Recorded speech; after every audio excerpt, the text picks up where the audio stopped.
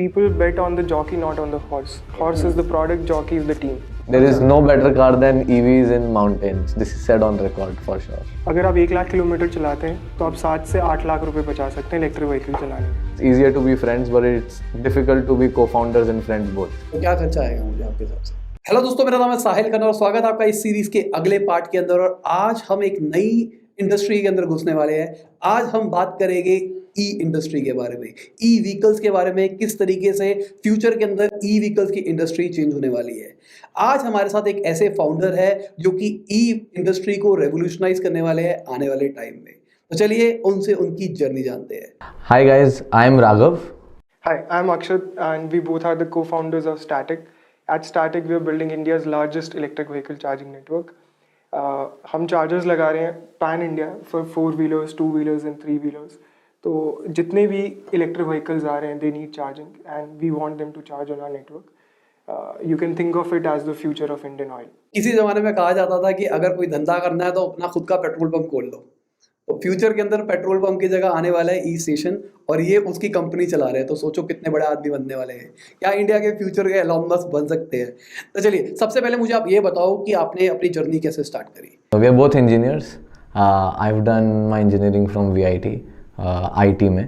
अक्षित ने मणिपाल से electrical engineering करी. तो we always wanted to start something on our own. We have respective background. अक्षित ने इलेक्ट्रिक व्हीकल, सोलर व्हीकल्स पे काम किया था. मैंने IT में, तो हमें लगा we are a good fit. We both left our jobs and started making this whole company where we made the chargers. Akshit was making the hardware, I was making the software. That's how we started 2.5 years ago. Initially we started to build electric vehicles, but we found out that उससे भी बड़ी problem है, वो है charging infrastructure की. जैसे कि major economies like US, Europe में घर में लोग चार्ज कर सकते हैं कार, बट इंडिया में वो स्पेस नहीं है. People, it is a very densely populated country. Like China, 80% of the charging there happens at public places. So that is why we shifted from building electric vehicles to building the infrastructure first. So एक chicken and egg problem है. तो आप दोनों ने कब करी थी graduation? 2017 pass out, same year. और उसके बाद फिर मिले कैसे दोनों के दोनों? We met long back ago. We didn't meet in 2017. हम 2012-13 में ही मिल लिए थे through our colleges. So we had a mutual friend. Back then we started friendships. So after that, and we both knew कि there is one single goal for both of us, and that is to make something on our own. ठीक है. तो फिर plan कैसे किया दोनों ने कि भाई कुछ मिलके करते हैं? We were on a trip, so we went to Spiti. We were on a road trip. That's where Akshit mentioned that he's planning to leave his job and he wants to start something. मैंने छोड़ दी. He left. So we were on the trip just when Akshit left his job. So I came back from the trip, and the very next day I left my job. So that's how we started. We planned all of this over a trip in Spiti. तो अभी आप बता रहे थे आपने electric पहले solar car बनाने के, क्या था वो प्लान, क्या था? तो एक टीम थी हमारे कॉलेज में, सोलर मोबाइल करके, जिसके साथ मैंने काम किया था. तो we were making solar vehicles और उसके साथ हमने कॉम्पिटिशन्स में भी पार्ट लिया था ऑस्ट्रेलिया में. तो बेसिकली कुछ नहीं था, एक व्हीकल था नॉर्मल बेसिक, 2 सीट थी उसमें और ज़्यादा कुछ नहीं था. और ऊपर पैनल्स थे और उन्हीं पैनल्स की एनर्जी से पूरा व्हीकल चलता है. तो टॉप स्पीड क्या आती थी? 60 किलोमीटर. अच्छा. और एवरेज क्या रहती थी, मतलब कितना चार्ज करने पे कितनी चल जाती थी? हाँ, वो बड़ी कम थी. तो वो अराउंड 30-35 किलोमीटर थी. तो आपका प्लान यही था कि इसी को स्केल करके नेक्स्ट लेवल लेके जाना? बट उसमें बड़ी प्रॉब्लम्स थी क्योंकि बल्कि हो जाती है कार. सोलर पैनल्स एक ही शेप में आते हैं, दूसरी शेप में बहुत महंगे हो जाते हैं, तो कमर्शियल करना बहुत मुश्किल है. तो वी थॉट वाई नॉट कि यही सेम जो हम कार पे पैनल लगा रहे हैं ये चार्जर पे लगाएं और गाड़ी सेम सोलर से चार्ज भी तो हो सकती है. तो we took the idea was कि we take that panel out of the car on the charger. तो जब आपने जॉब छोड़ी थी तो आप उस टाइम पे इसी के ऊपर काम करना चाहते थे या कुछ और करना चाहते थे? नहीं, जॉब में डिलॉयट में काम करता था एज ए कंसल्टेंट है. तो मैंने जॉब इसलिए छोड़ी थी क्योंकि मुझे ज़्यादा मज़ा नहीं आ रहा था. तो मुझे खुद से कुछ करना था बिकॉज ज़्यादा इम्पैक्ट नहीं था उधर. तो मैं ढूंढ रहा था कि मुझे क्या करना है so that I am able to fulfil my potential and I am able to create that impact. फिर दोनों ने जब जॉब छोड़ी तो क्या प्लान किया कि क्या करेंगे? यही करेंगे. स्टार्टिंग से सोच लिया था कि बस स्टेशन खोल लें या फिर? नहीं, पहले एक और चीज़ भी ट्राई करी थी हमने बहुत पहले. उसका नाम था शेरिफाई करके. तो मैं बहुत मिनिमलिज्म के कॉन्सेप्ट में बिलीव करता हूँ कि ज़्यादा चीज़ें नहीं होनी चाहिए. तो the idea was that whatever we have we share it with people. For example आपका कैमरा है, जब आप यूज़ नहीं कर रहे तो कोई और बंदा आपसे ले सकता है, rent it out from you. आपकी गाड़ी, आपका बाइक, आपका camera, what ever is lying unused. तो हमने वो थोड़े दिन ट्राई करा, वो नहीं चला for a lot of reasons. So we shifted to building electric vehicles, क्योंकि हमारा बैकग्राउंड वही था actually. I am an electrical engineer, he is a computer science engineer. But then we also realise कि इधर तो एक मेजर प्रॉब्लम है. So that's when we started making this whole thing. ठीक है, तो दोनों ने पैसा मिलके लगाया था या कुछ स्टार्टिंग में कहीं से हेल्प हुई थी? नहीं, we didn't take anything from anyone. मिलके दोनों ने और ऐसा था कि ये, as I told you earlier as well, he was a trainer, right. So ये वीकेंड पे कोचिंग लेता था, उससे हमारा घर चल रहा था. ठीक है. तो स्टार्टिंग में जो आप बता रहे हो शेरीफाई करके जो आपने ऐप बनाई थी, वो डेवलप आपने करी थी? हाँ, हम साथ में we developed the platform. We had a website for it to start with, but the good part was we realized it pretty early कि this is a better thing that we're working on. ठीक है. और कितने time में pivot कर दिया था कि सोच लिया था कि नहीं चलेगा? 3 से 4 महीने में. उस टाइम पे कुछ मार्केटिंग करके देखा था? हाँ, थोड़ा MVP था हमारे पास, वेबसाइट थी, हमने बहुत लोगों को रीच आउट करा एक्सटेंसिवली, जाके लोगों से पूछा. तो बहुत लोग हेजिटेंट थे, एक तो चीज़ें चेंज करने में, थोड़ी अनस्केलेबल था. और गवर्नमेंट के बहुत सारे रेगुलेशंस थे, जैसे आप पर्सनल कार शेयर नहीं कर सकते, उससे कमा नहीं सकते, तो you need a yellow number for that.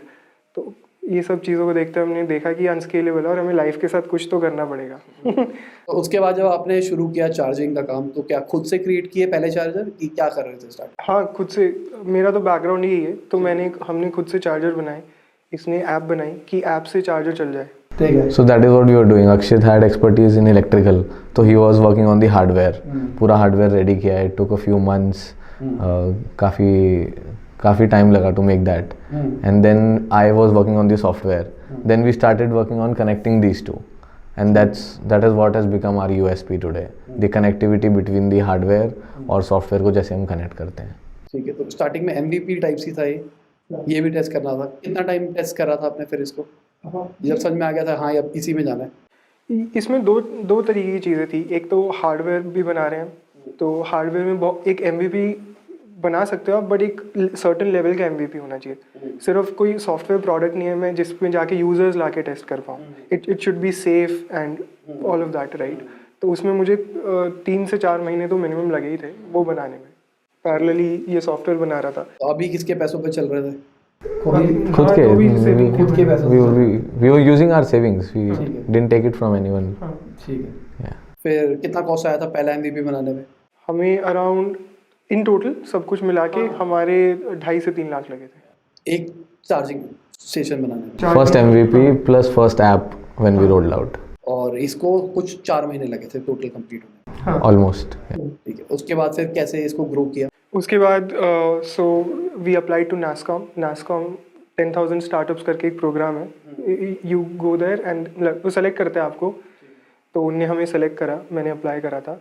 Raghav को शायद पता नहीं था. Yeah, I didn't know कि Akshit was into applying into a lot of places. So one fine day he told me कि we've been selected into NASSCOM. That's when we got actually very serious about this. So we said okay, we'll start going to an office because NASSCOM gave us an office space. That's how. पहले हम पुणे से कर रहे थे. NASSCOM ने हमें गुड़गांव में office space दिया, जो अभी भी हमारे पास. उधर से हम काम कर रहे थे उधर. सो हमारा ऑफिस का टेंशन ख़त्म हो गया. वहाँ थोड़े इक्विपमेंट्स थे और NASSCOM बहुत सपोर्ट करता है. तो जैसे एक इवेंट है Elecrama, which is India's largest electrical exhibition, world's largest. तो उनने हमें वहाँ चांस दिया जाने का. हमारा स्टॉल बनवाया और हमने वहाँ अपना प्रोडक्ट दिखाया. लोगों को बहुत पसंद आया.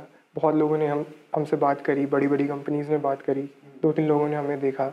तो from there we started like selling out our chargers from there, got some contacts. तो ऐसे शुरू हुआ. ठीक है. तो NASSCOM से क्या डील हुई थी कि वो कुछ इक्विटी लेंगे या सिर्फ ब्लाइंडली हेल्प करेंगे? तो NASSCOM का एक ऑफिस स्पेस होता है. तो देयर आर 2 प्रोग्राम्स. एक होता है वर्चुअल इंक्यूबेशन होता है. आपको इंक्यूबेट करते हैं, बिल्कुल ग्राउंड से उठाते हैं कि they'll provide you something so that you have space. It's like a egg जिसको आप एग हैच हो जाएगा तो you go out in the world. तो आप अभी एग हो and they are trying to incubate you कि आप कुछ बनो थोड़ा आगे। तो 2 टाइप के प्रोग्राम होते हैं, एक होता है वर्चुअल इंक्यूबेशन, एक होता है ऑफिस में इंक्यूबेशन। तो वर्चुअल बिल्कुल फ्री है, आपको कोई पैसा नहीं देना है, कोई इक्विटी नहीं। वो आपको सारे प्रोग्राम्स में हेल्प करेंगे, आपको गाइडेंस मिलेगा, मेंटर्स आते हैं, talk they give you talks so you can listen to them, interact with them. एक होता है ऑफिस में, तो you pay a very very minimal cost office की। 3,500 रुपये महीना था हमारा पर सीट। ठीक है। हाँ, तो उतना आप देंगे, आपको ऑफिस स्पेस मिलेगा, उधर इक्विपमेंट्स थे हार्डवेयर के, जो भी आप बोलोगे आपको इक्विपमेंट्स ला के देंगे वो टेस्टिंग के लिए, या कोई भी सॉफ्टवेयर जो भी चाहिए आपको वो फ्री ऑफ कॉस्ट है। हाँ, तो उनके टाइप्स हैं। और उनके पास एक लैब भी है, IoT लैब, जहाँ पे वी वर टेस्टिंग, हाँ we got that lab for testing our hardware, connectivity, वो सब। करेक्ट। एंड देन उसके अलावा बाकी आपको प्रमोट करेंगे हर जगह, इवेंट्स में भेजेंगे जैसे एलिक्रमा। फिर हमें NTLF में भेजा उनने। NTLF is NASSCOM technology leadership forum. तो वहाँ सारे बड़े लीडर्स आते हैं, जैसे अभी मोदी जी भी आए थे उधर। और जब मैं गया था तो रतन टाटा, पीयूष गोयल थे, N चंद्रशेखरन से, टाटा सन से। तो ये सब लोग थे, where I got to present my company. So ऐसे नास्कॉम आपको प्रमोट करता है। ठीक है, तो बेसिकली कोई इक्विटी नहीं ली है, 3,500 रुपये महीना देना है, और कुछ टैलेंट के लिए रिलेटेड भी हेल्प करते हैं। They have many contacts because they are incubating many startups, so they obviously know a lot of talented people in the industry. तो वो आपको बताते रहते हैं कि अगर आपको ये रिक्वायरमेंट है तो इससे बात कर लो, ये है तो इससे बात कर लो। Yeah. तो ये एक तरह का स्कूल टाइप्स होता है कि आपको एक सीट दे दी है, और अगर आपको कोई दिक्कत आ रही है तो टीचर के पास चले जाओ, उनको बता दो कि सर दिक्कत आ रही है, या फिर कोई मीटिंग असाइन करानी पड़ती है। नहीं, बहुत सिंपल है।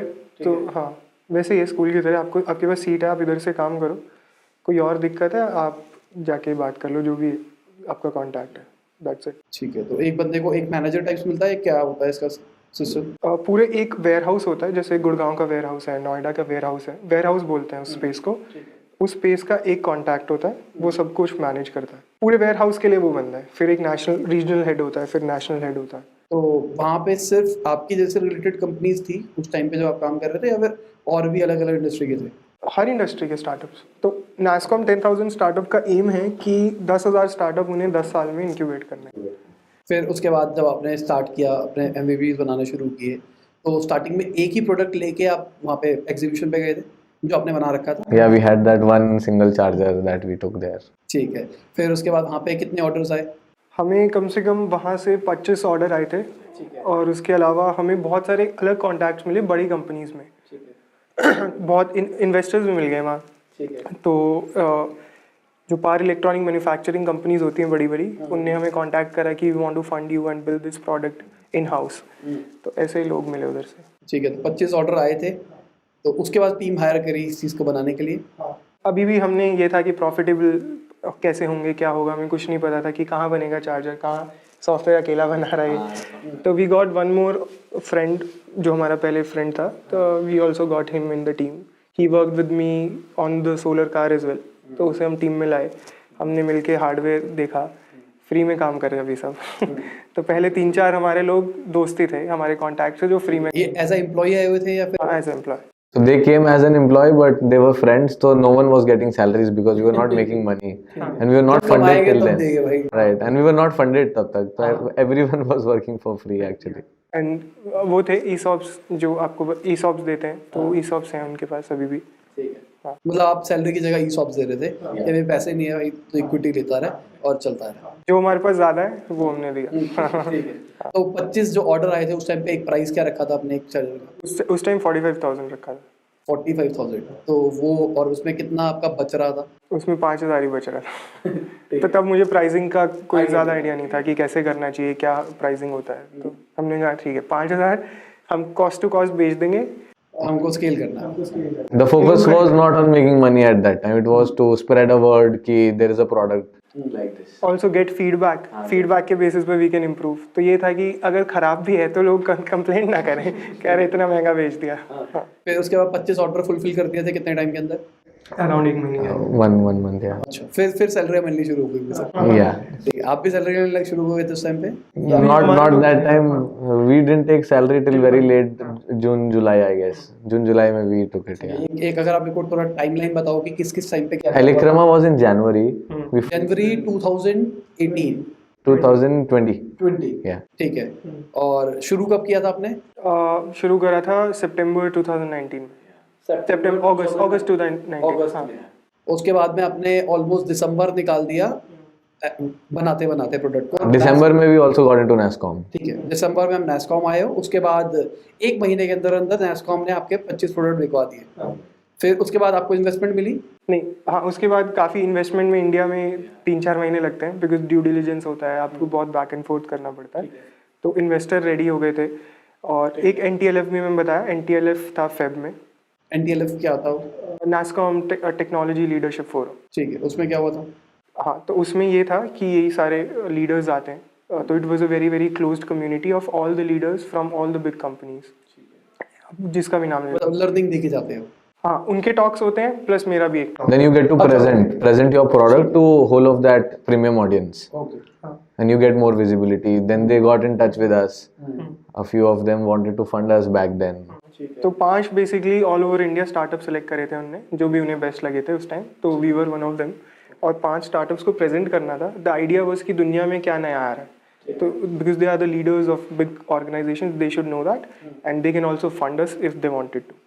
तो हमने वहाँ अपना प्रेजेंट करा, अपनी पूरी कंपनी बताई हमने क्या करा, and then we got in touch with a lot of investors. उस टाइम कितने इन्वेस्टर्स थे आपके पास में?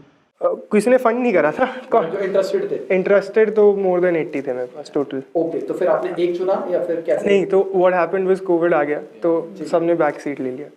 तो हमें बस अभी भी कोई फंडिंग नहीं थी। Till March, I guess. So March 15th को we were following up with investors.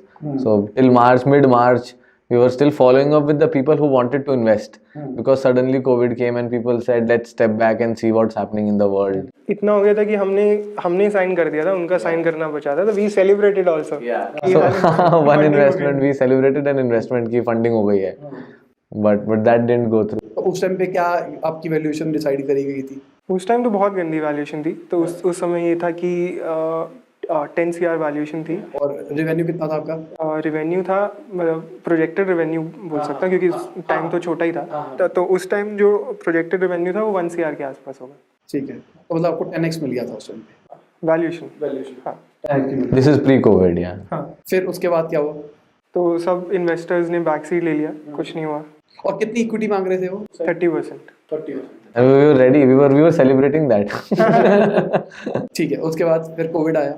Covid आ गया, तो everybody was in back track, lockdown हो गया, and we are in basically transportation business, जो पूरा रुक गया। ऑल्सो हमारा क्रॉस है बहुत रियल एस्टेट से, क्योंकि रियल एस्टेट में हम चार्जेस लगा सकते हैं, उनके पास पैसे नहीं थे चार्जर खरीदने के लिए। तो बिजनेस को नुकसान हुआ, इन्वेस्टर नहीं आए, तो it was a very very tough period. तो अभी तक 25 ही आपने चार्जेस बेचे थे या और ऑर्डर आने शुरू हो गए थे? हाँ, नहीं, और भी थे, थोड़े अराउंड 50 के आसपास हो गए थे हमारे। ठीक है। हाँ, उसके बाद हमने वाई कॉम्बिनेटर में अप्लाई करा ठीक है। अराउंड मार्च एंड में अप्लाई किया था। और अप्रैल में क्लोज होता एप्लीकेशन, तो 1 महीने पहले अप्लाई कर दिया था। मैं YC में पहले भी अप्लाई करा था, बट हम रिजेक्ट हो गए थे। बट मैं बहुत फॉलो करता था YC को, because very very cool people to talk to. So और उनके मैंने बहुत टॉक्स देखे थे।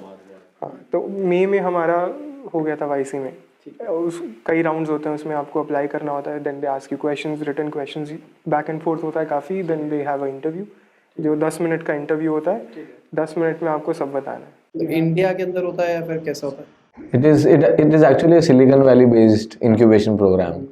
So they जो बेसिकली आपका इंटरव्यू लेता है वो कौन होता है? इंडियन होता है? they are partners of YC. So they've got 20 partners. वही 20 partners selected companies को, so on an average 10,000 companies apply there. They interview around 10% of that, which is 900 or 1,000 companies. ठीक है। So the interview is a very short interview because there are so many companies. तो आपको अपना product दिखाना भी है, presentation है 10 minutes, there is no presentation. It's an interview where they get to know you. They see the team. So YC is a very different community where they believe in team initially. Early stage startups में. So 10 minutes interview, you have to tell everything. So that happens. Product ऐसा होता है कि आपको जब apply करना होता है, तो आपको प्रोडक्ट वीडियो डेमो सब देना होता है ऑलरेडी। ठीक है। Interview is the last stage. Till interview, they know everything about you, basically. Yeah. तो उसमें आपको कस्टमर रेफरेंसेस भी देने होते हैं, कि आप अगर YC को किसी से बात करनी हो आपके कस्टमर से, तो they do all of that already. Interview में they just see how thorough you are, क्योंकि बहुत आपसे रैंडम क्वेश्चंस पूछे जाते हैं 10 मिनट में। You have to be precise. अगर कुछ क्वेश्चंस बताओ तो आप। जनरल होते हैं, आपके स्पेसिफिक होते हैं, मुझे एग्जैक्टली याद नहीं है, but they are about the market, they are about why you are a good team, why we should fund you and nobody else with like किसी और के पास बहुत ज़्यादा पैसा है तो आप उनसे कम पैसे में भी कैसे जीत सकते हैं, तो what is your USP, What is special about you and all of these general things, ठीक है। but it's kind of a very rapid. As a team answer मांगते हैं, जैसे कि आपने कहा कि आपके अंदर क्या अलग है, किसी ने हमसे पूछा कि आपके अंदर ऐसा क्या अलग है कि कोई और कम्पीट नहीं कर सकता। अगर आप बोलो कि मेरी टीम के अंदर मैं हूँ, क्योंकि हमारी टीम इतनी ज़्यादा स्ट्रांग है, एक एक चीज़ का डिपार्टमेंट है और हम सिंक्रोनाइजेशन के अंदर काम, बेसिकली हम आंसर के अंदर पिच करें कि हमारी टीम इतनी बेहतर है कि हमसे कोई कम्पीट नहीं कर सकता, या फिर हम ये कहें कि हमारा प्रोडक्ट इतना बेहतर है कि हमसे कोई और कम्पीट नहीं कर सकता। इसको ज़्यादा प्रेफरेंस मिलती है आपके हिसाब से? जिस स्टेज पे हम हैं, मतलब जिस थे सीड स्टेज में, उस समय MVP होता है, तो people bet on the jockey not on the horse, horse is the product, jockey is the team. तो अगर एक बिजनेस प्लान भी है, बिजनेस प्लान या प्रोडक्ट पे कोई इतना वो नहीं करता उस समय, क्योंकि चीज़ें चेंज हो सकती हैं, कोविड आ गया, आपका प्रोडक्ट ही चेंज हो गया या बिजनेस प्लान चेंज हो गया बिकॉज वो सही नहीं था जो आपने सोचा था। तो अगर आप अच्छी टीम है तो आप खराब प्रोडक्ट के साथ कुछ कर सकते हैं, राइट, बट अच्छा प्रोडक्ट के साथ खराब टीम खराब कर सकती है मामला। तो it is about the team and the people that they bet on. ठीक है, फिर इंटरव्यू के बाद क्या हुआ? इंटरव्यू के बाद कॉल आती है। But yeah, we got selected. So they usually take 24 hours to select. So after 24 hours, either you get a mail or you get a call. So if you get a mail, it is for a rejection. And if you get a call, so they actually call all of those companies. So our time there were only 14 companies. So they call each of those companies and say you are selected. So we were like sleepless for 24 hours waiting for a call, not an email.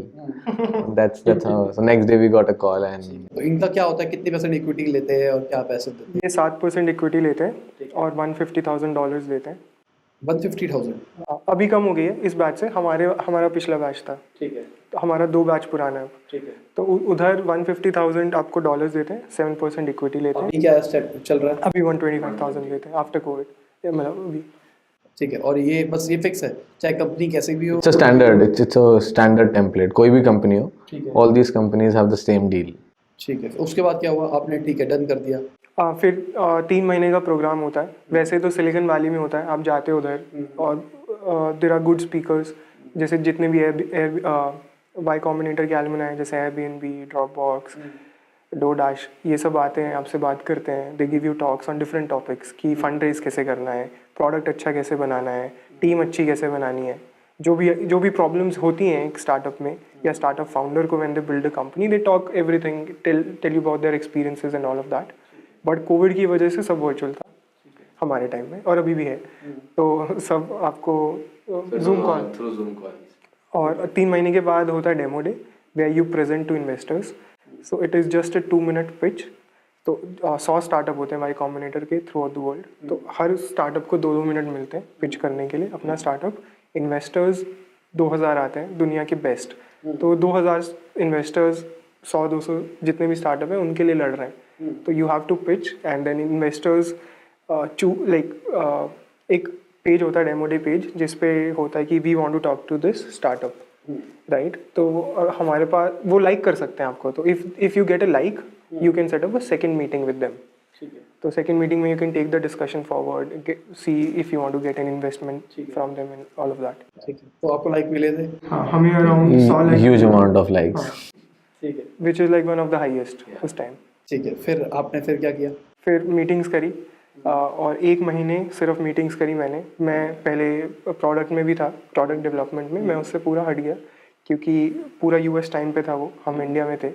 तो मैं पूरी रात meetings करता था, 10-10 meeting रोज़ कर रहा था। 100 investor थे, कहीं से 2-2 भी करनी है। मीटिंग्स क्या होती थी बेसिकली? जब भी उनने मेरी 2 मिनट की पिच सुनी तो उन्हें मेरे बारे में बहुत ही थोड़ा पता है, तो एक घंटे की मीटिंग होती थी जिनमें वही सब बातें करते थे। मार्केट कैसी है वो समझते थे, हम क्या बना रहे हैं एग्जैक्टली, हमारी टीम स्ट्रेंथ्स क्या हैं और कहाँ किस स्टेज पे हैं हम, all of that. So these are like meetings which happen after your first very small interaction. So everyone has a lot of questions, बहुत questions पूछ रहे हैं आपसे, product क्या है. It's a detailed meeting जहाँ पे they're trying to know you better. So Akshit was taking all those meetings because US timings थे. So we switched roles. Earlier he was handling business. I got on and took business and product, and he took on fundraising. tough 1.5 months for us, but then in the end we raised. तो ही complete control इधर कि company क्या चलेगी कैसे चलेगी, तो he was handling that. I was just focused on fund raising कि एक महीने में पैसा लाना है कंपनी में, so that we can get back to building the company and the product. वो कितना पैसा रेज किया उस टाइम पे? तो हमें अराउंड 2-3 महीने लगे पूरा करने में, और अराउंड $2.5 मिलियन हमने रेज करे. कितने परसेंट इक्विटी दी थी? हमारी वैल्यूएशन अभी है $16 मिलियन. ये अभी तक एक ही राउंड रेज किया आपने? ठीक है. हाँ, कितनी है? 16 मिलियन. और कितनी इक्विटी दे दी? 2.5 के हिसाब से अराउंड 25% इक्विटी हो गई, इंक्लूडिंग द वाईसी वाला. ठीक है, तो बेटर रहा ये अगर देखा जाए. बेटर ही हुआ comment. Much better than what was happening pre-COVID. ठीक है. और वाईसी के जो 3 महीने थे वो कैसे थे? उसमें क्या क्या सिखाते थे? Extensive थे. YC, you've got leaders telling you what to do. So there is तो 1-on-1 चलता था ये? there were one-on-one calls that we had. So there were mentors. So the founder of Fitbit, and then Gustav, who's one of the founding team members in Airbnb, he was in growth. They were personally mentoring us. So we had one-on-one sessions. You can do n number of one-on-one sessions with them. Plus then there were speakers that YC used to call.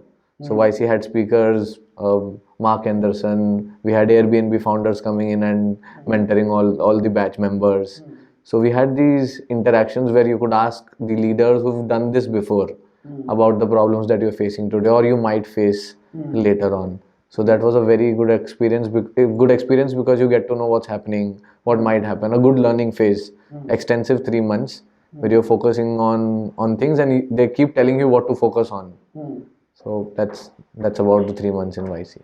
ठीक है. तो अभी तो Covid के बाद में ये situation चल रही है, पर अगर हम कोविड से पहले की बात करके चले तो जब वो बाहर बुलाते थे सिलिकॉन वैली में तो सारा कॉस्ट वही बेयर करते थे? ट्रैवलिंग वगैरह आपको ही देना है. ठीक है. हाँ, they'll just help you like get the place and everything, but you have to pay for it. अच्छा, हाँ, बस वो जगह दिलाएंगे आपको, रेंट भी आपको देना है और खाने का भी आपको ही देखना है, सब कुछ आपको देखना है. तो ये कहाँ बुलाते हैं? कैलिफोर्निया. ठीक है. तो क्या कॉस्ट आती है वहाँ पे अगर लिविंग की बात करके चले तो? प्लान किया हुआ था कि अगर वहाँ बुलाएंगे तो कितना खर्चा? हाँ, वो तो हमने सब प्लान किया. अराउंड घर का खर्चा होता है हमारा महीने का $1000, खाने का भी $1000 आप मान लो पर हेड. हाँ, पर हेड इतना बोल रहा हूँ मैं. ठीक है. तो $2000 ये हो गए पर मंथ, और आने जाने की फ़्लाइट $2000 एक बंदे की. तो 5 से 6000 का खर्चा पर पर्सन आना था. 10,000 पर पर्सन आता 3 महीने का पर person. We would have spent $22,000 ठीक है. अगर हम वहाँ जाते. लॉजिकली उन्होंने इस कितना आपको दे दिया था? $150,000. हाँ, तो उसमें से ही आप निकाल सकते थे. Definitely. कंपनी की expenses निकाल. ठीक है. तो ये क्या कहते हैं कि प्रोपराइटर अगर आपकी कंपनी है तो भी ये आपको बुला लेते हैं इनिशियल बेसिस पे, क्योंकि जब इक्विटी चाहिए तो रजिस्टर करना पड़ेगा, पर उससे पहले अगर आप प्रोपराइटर हो तो कोई दिक्कत नहीं है. Once you get selected, they ask you there is a certain requirement that you have to fulfill. अब आप पहले थे जो भी थे that is different, but now you have to be a private limited company. So even after selection people do that, but we were तो before only a private limited.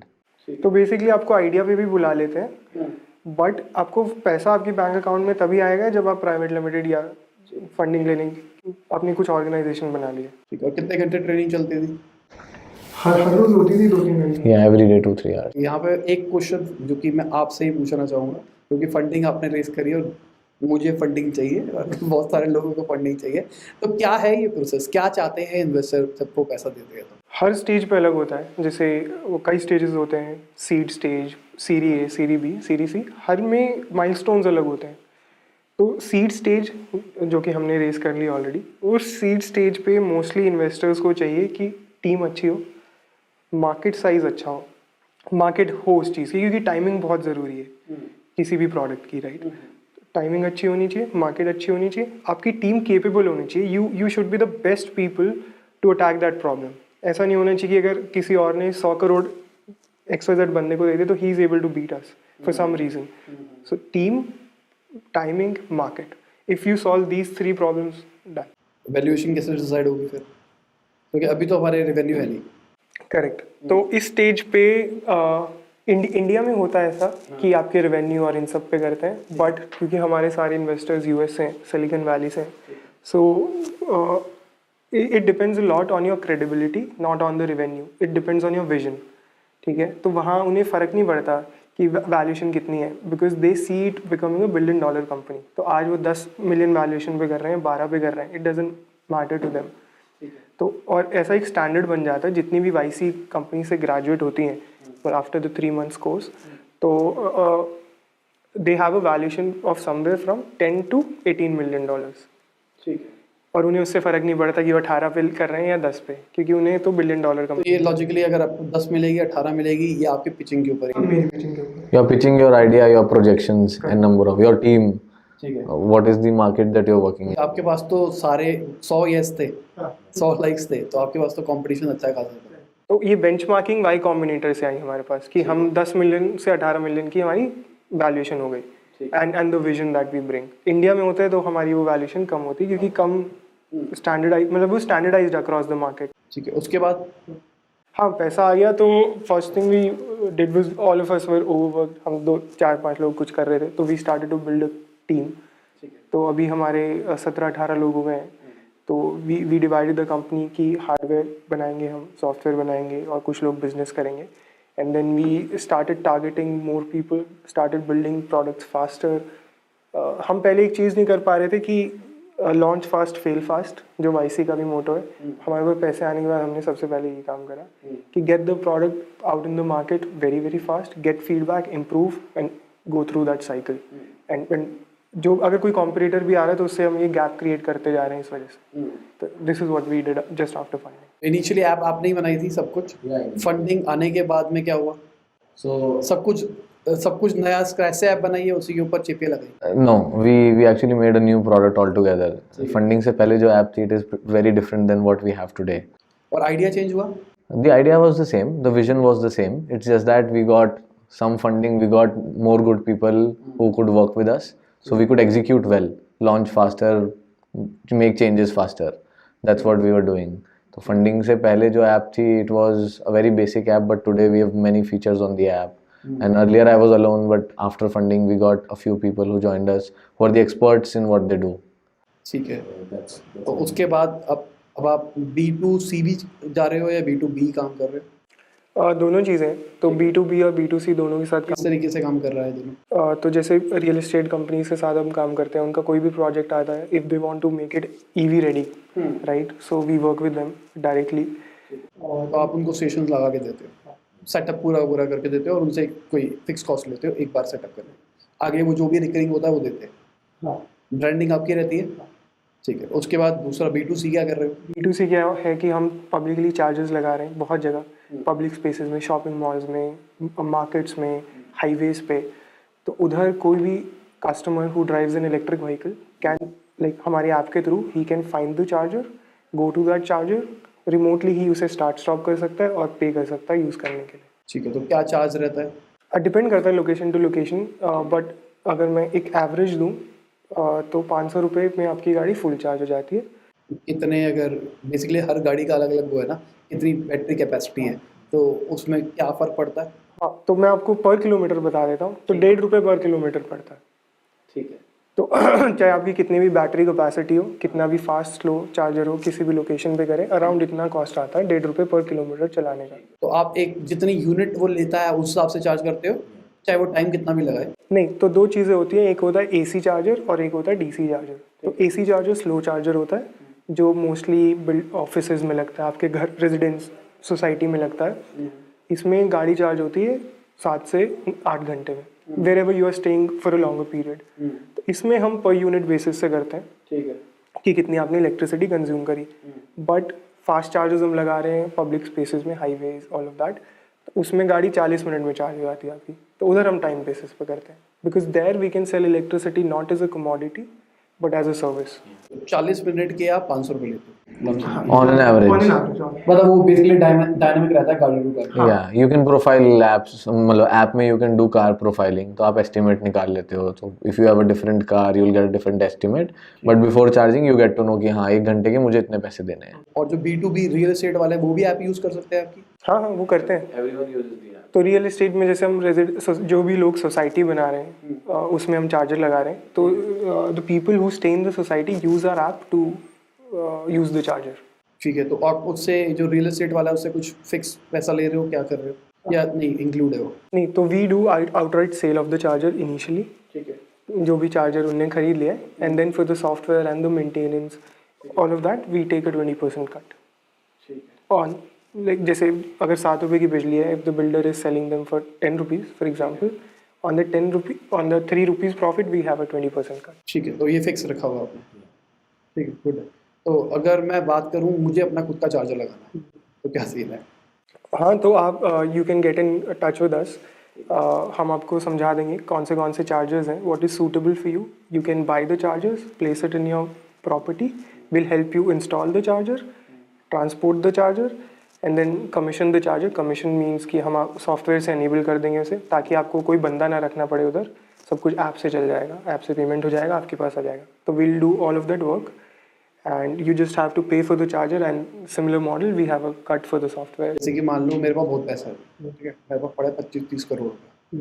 तो अब मुझे फ्यूचर में, मेरे को पहले मेरा सपना था मुझे पेट्रोल पंप का स्टेशन खोलना, अब मेरा सपना है कि मुझे अपना इलेक्ट्रिक चार्जिंग वाला स्टेशन खोलना।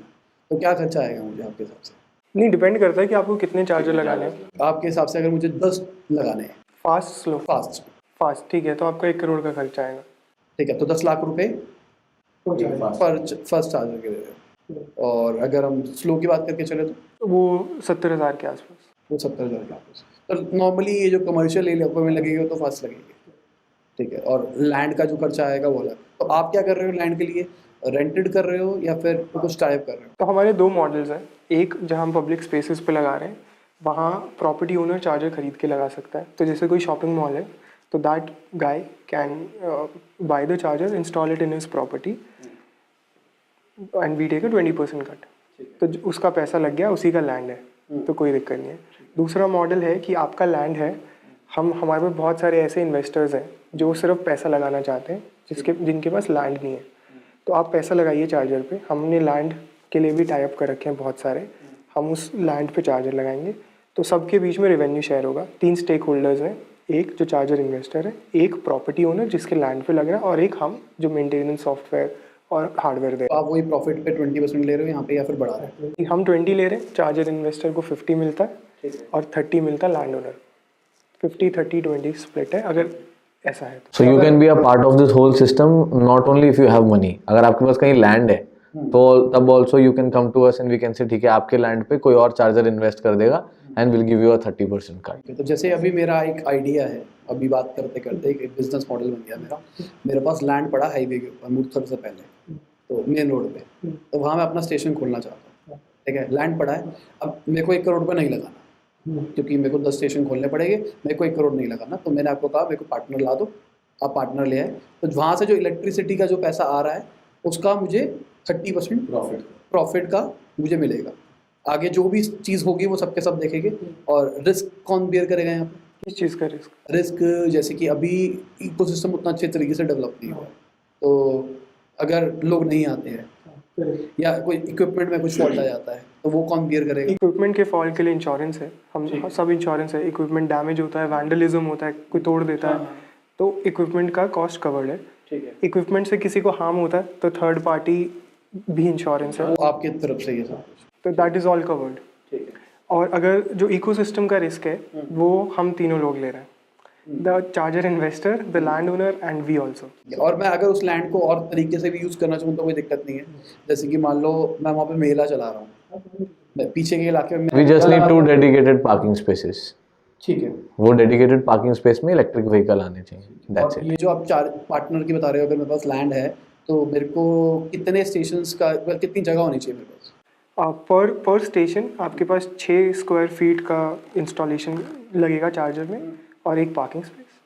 ठीक है, बस मेरे पास अगर इतनी जगह भी हाईवे के ऊपर तो मैं अपना चार्जिंग स्टेशन लगा सकता हूँ। तो आप, हाँ, कुछ भी है तो आप इतनी जगह में लगा सकते हैं। आपको 10 लगाने तो बहुत ही कम जगह चाहिए आपको। और अगर मुझे बिजली का जो लेना है गवर्नमेंट से सब कुछ, वो कौन देगा? We take care of that, so we'll do all of that for you. तो कॉस्ट क्या आती है पीछे, गवर्नमेंट कितना लेती है? स्टेट टू स्टेट डिपेंड करता है, हर स्टेट की अलग ईवी पॉलिसी। अगर हम दिल्ली की बात करके चले तो दिल्ली में जो फिक्स चार्जेस हैं वो बहुत कम है, किलोवाट पे डिपेंड करता है। फास्ट चार्जर की मैं बात कर रहा हूँ, 50 किलोवाट जो 40 मिनट में गाड़ी चार्ज कर देता है, उसमें अराउंड इलेक्ट्रिसिटी का अराउंड 1 लाख का खर्चा आएगा। ठीक। हाँ, जिनमें से 70,000 सिक्योरिटी डिपॉजिट है। तो जब भी आप हटवा देते हैं कनेक्शन तो 70,000 आपको वापस। तो ये जो इनिशियल इन्वेस्टमेंट आ रही है वो ये भी वही बंदा कर रहा है, जो इन्वेस्टर है। जो इन्वेस्टर है वही कर रहा है, मेरे को बस लैंड देना है। ठीक है, क्योंकि मैं ये बता रहा हूँ क्योंकि बहुत सारे ऐसे बंदे होंगे हमारे पास में जो कि ये करना पसंद करेगा। ठीक है, क्योंकि उनको नहीं घुसना है इस पूरे के पूरे इसमें। अब एक और क्वेश्चन निकल गया है, अभी सोलर भी बहुत ज़्यादा चल रहा है, तो अगर मैंने पीछे सोलर स्टेशन लगाया तो वहाँ से इलेक्ट्रिसिटी बना के वहाँ कर रहा हूँ, फिर आप कितना लोगे?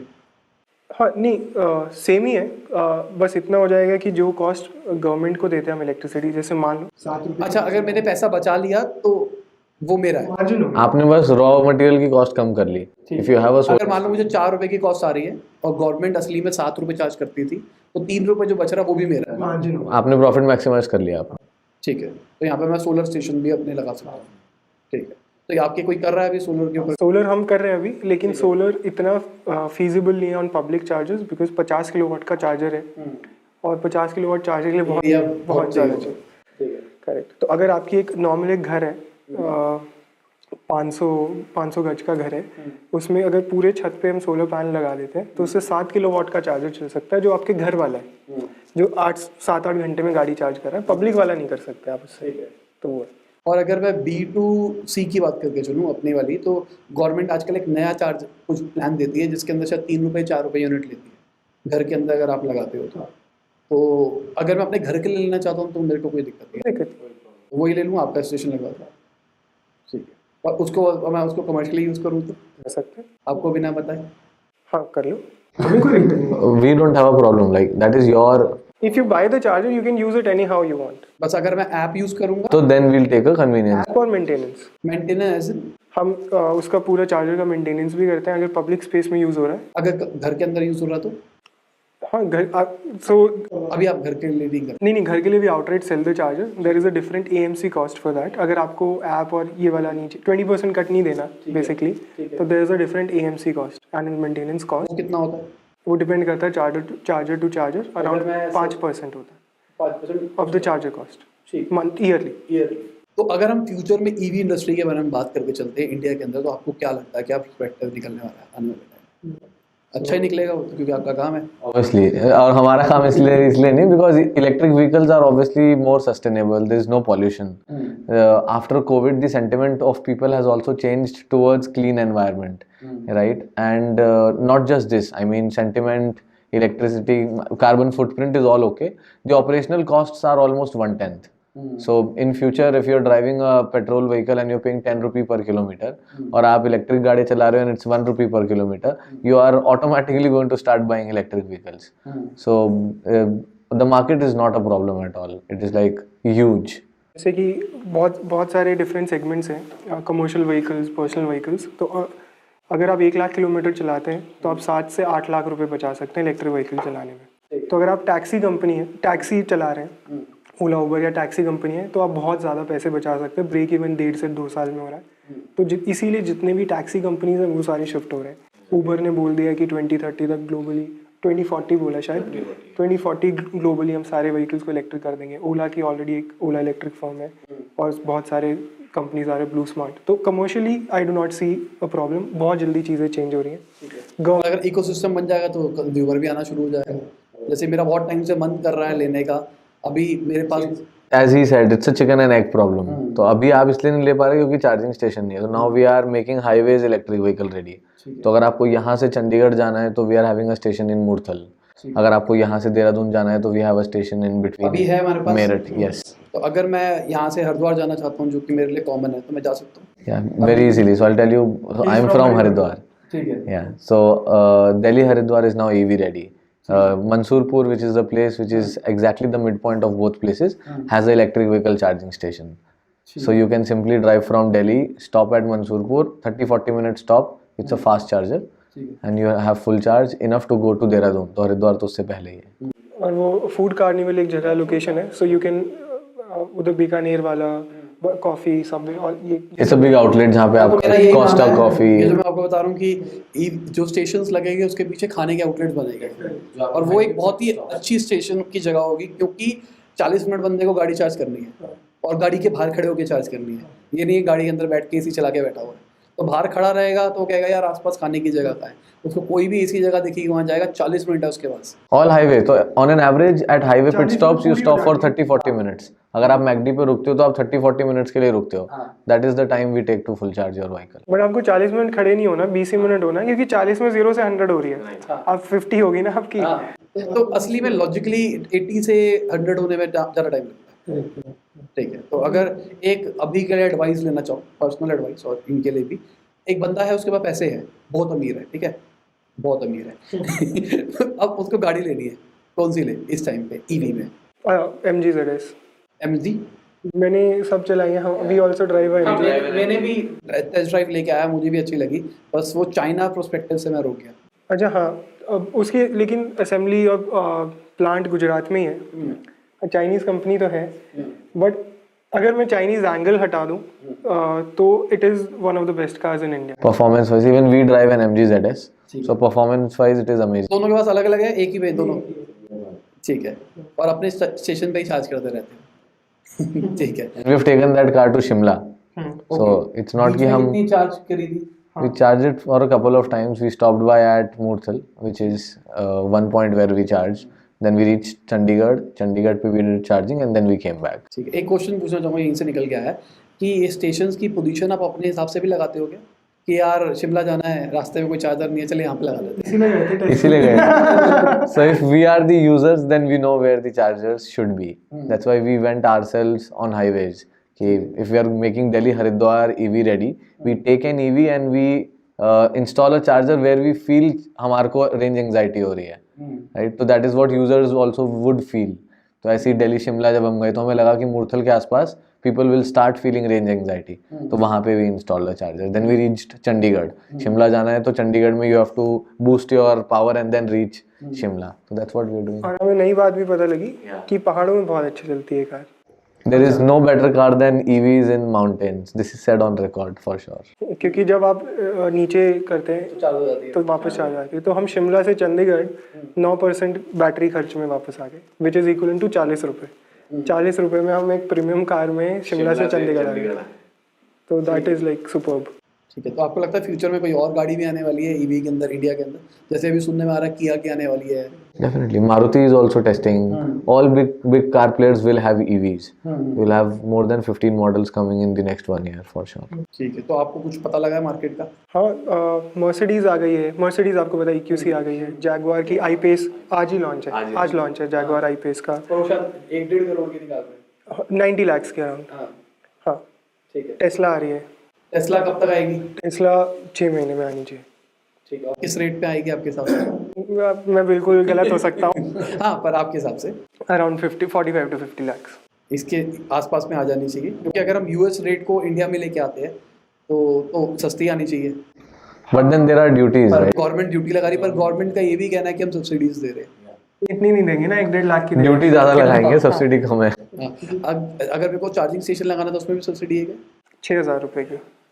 नॉमिनली अगर 10 लाख का स्टेशन लगा रहा हूँ तो 6,000 रुपये में कोई मुझे फर्क अभी नहीं है कुछ। फिलहाल नहीं। ठीक है, तो फ्यूचर के अंदर इसके लिए भी आपकी गवर्नमेंट से कुछ बात चल रही है? हाँ, हम गवर्नमेंट डिस्कशंस में इन्वॉल्व रहते हैं। सो फॉर एग्जांपल दिल्ली का एक EV डिस्कशन हुआ था with the policy makers. So they invited us and they asked us कि आपके क्या इनपुट्स हैं, तो वी गेव आवर इनपुट्स। तो Delhi is coming up with the EV policy as well. अभी जो उनका टेंडर भी आया था एक फॉर 500 चार्जेस इन दिल्ली। तो आपने भरा है? नहीं। आप नहीं जाना चाहते गवर्नमेंट सेक्टर के अंदर अब अपने अंदर? हाँ, तो the aim is we are a tech company, तो whoever wins the tender would buy the product from us, the hardware and the software. So कोई जीते, हमें ही जीतना है। That is the whole point. तो इंडिया में आपके अलावा और कौन कौन कर रहा है काम? तो हार्डवेयर में कुछ प्लेयर्स हैं, जैसे बड़ी electronic company, power electronic companies हैं, जैसे डेल्टा है जो इसके चार्जर भी बना रहा है डेल के, तो वो भी ये बना रहा है। ठीक है।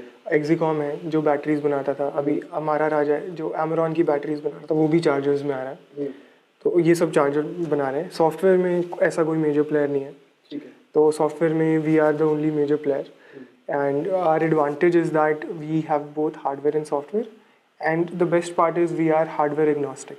हार्डवेयर एग्नोस्टिक का मतलब है कि हम किसी भी हार्डवेयर से कनेक्ट कर सकते हैं and we are building an aggregated network. Aggregated network मतलब जैसे Uber for electric vehicle charging, तो कोई भी चार्जर लगाए, कोई भी बनाए, वो हमारे नेटवर्क पे डाल सकता है। तो that is the whole idea. उस केस में हमारा कोई कॉम्पिटिटर नहीं है, बट हार्डवेयर बहुत लोग बना रहे हैं और हम सबको like we complement them rather than we compete with them. ठीक है, तो आपको लगता है फ्यूचर के अंदर इसका एक सॉकेट का एक स्टैंडर्ड आ जाएगा या फिर नहीं सबके सब अपना कुछ का चलाएंगे, जैसे कि आईफोन के अंदर लाइटनिंग स्टैंडर्ड ऑलरेडी आने स्टार्ट हो गए हैं। अच्छा। सॉकेट स्टैंडर्ड, एसी चार्जर में टाइप 2 इज द स्टैंडर्ड, ठीक है। कोई और उसमें आ नहीं रहा है। ठीक डीसी में you have got CCS, GBT और big cars will have CCS. तो standardization on connectors is already happening. ठीक है, तो बेसिकली 3 ही चलेंगे या बाद में ये भी श्रिंक होते जाएगी? फॉर नाउ 3 आर देयर, 2 तो रहेंगे ही क्योंकि एसी और डीसी अलग अलग कनेक्टर है। CCS and GBT might shrink but that's a long term thing. उन दोनों में डिफरेंस क्या है मैं बता देता हूँ। जो जीबीटी है और जो सीसीएस है, जीबीटी थोड़ा सस्ता पड़ता है पूरा सिस्टम, कम वोल्टेज का, तो वो कैब्स में या फिर जो भी लोअर रेंज गाड़ी हैं जो बिलो 10 लाख आएंगी उनमें जीबीटी आएगा। सीसीएस थोड़ा महंगा सिस्टम है, जल्दी चार्ज हो सकता है, जीबीटी जल्दी चार्ज नहीं हो सकता। तो ये गाड़ियाँ इसलिए भी महंगी हैं क्योंकि जैसे जो 20 लाख की गाड़ी है, क्योंकि इसमें सीसीएस है, ये ज़्यादा जल्दी चार्ज हो सकता है 20 मिनट में, 25 मिनट में। बस ये डिस्टिंक्शन रह सकता है कि सस्ती गाड़ी बनानी है तो जीबीटी लगा लो, फास्ट चार्ज बनाना है तो ये हो सकता है। ये कैसे कन्वर्ज होगा वो देखना पड़ेगा। और सिक्योरिटी का क्या सीन रहता है, जैसे कि मान के चलते हैं बारिश आ रही है तो हमने चार्ज करना है तो उसमें कुछ दिक्कत आती है? नहीं सब it is made for outdoors. IP67 IP67 है सारे हार्डवेयर, ठीक है। तो there is no problem. Rain storm wind proof है सब कुछ। अब मैं कुछ पर्सनल क्वेश्चंस पे आ रहा हूँ, ठीक है। अब आप दोनों के बारे में जाना जाएगा पर्सनल लेवल के ऊपर। तो सबसे पहले तो दोनों अपना बताओ, पर्सनल फाइनेंस किस तरीके से मैनेज करते हैं अभी के टाइम पे, या अभी सोचा नहीं है? I think this is too early अभी, we've just started doing that.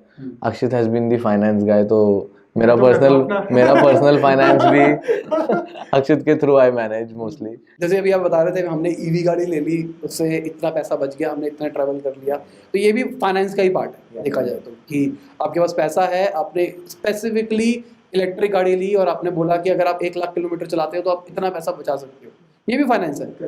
तो आप किस तरीके से सारी चीज़ें करते हो, क्या क्या कर रहे हो उस टाइम पे? एक तो गाड़ी का बता दिया आपने। मैं पर्सनल फाइनेंस ऐसे मैनेज करता हूँ, मैं हर महीने के एंड में जब सैलरी आ जाती है, ठीक है, तो मैं अपनी एक नेटवर्क निकालता हूँ कि मेरे जो क्या एसेट्स हैं, किस बैंक में कितना पैसा पड़ा है, मेरे स्टॉक्स जो पिछले महीने थे अभी क्या वैल्यू हो गई उनकी, ठीक है, और जो भी है मेरे लिक्विड एसेट्स उन सब की मैं वैल्यू निकालता हूँ। मैं किसको क्या वो करता हूँ या क्या मेरे लोन्स हैं, ये सब करके मैं एक नेटवर्क निकालता हूँ जिससे मुझे पता रहता है कि अभी खुद से करते हो, कोई ऐप यूज़ करते हो? खुद से करता हूँ एक्सेल पे, तो मुझे पता है कि मेरे पास इतने पैसे हैं, इतने लिक्विड पैसे हैं, इतने एसेट है, ऑल ऑफ दैट।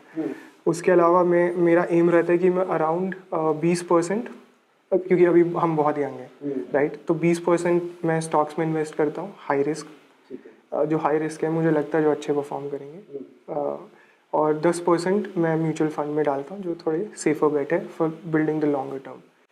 और उसके अलावा 10% मैं सेव करता हूँ कि अगर मेरी कोई विश है कि कैमरा लेना मुझे या फिर मुझे कहीं घूमने जाना है तो हाँ, तो आई सेव 10% फॉर दैट, और बाकी सब मेरा लिक्विड मनी रहता है।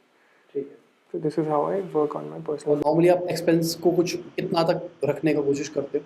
एक्सपेंस में कोशिश करता हूँ कि मैं खुद के घर में रहता हूँ, ठीक है, तो कोई मेरा रेंट वगैरह नहीं है। उसके अलावा मैं कोशिश करता हूँ कि अराउंड मतलब 20 से 25 हज़ार मेरा एक्सपेंस हो जाता है। परसेंटेज वाइज नहीं रखता मैं, बट इतना ही रखता हूँ। और जितना नॉमिनल हो सकता है उतना कम से कम एक्सपेंस करने की कोशिश। हाँ, मैं मिनिमलिज्म में बिलीव करता हूँ, तो मैं ज़्यादा I also obviously minimalism is important at the stage at which we are. नहीं, आपका पर्सनल क्या है कि पैसा आया उड़ाना है, पार्टीज करते हो दोनों? Obviously not, we're not party freaks, हम नहीं, so we're party like freak नहीं good planners. So for me, I do a lot of mutual funds.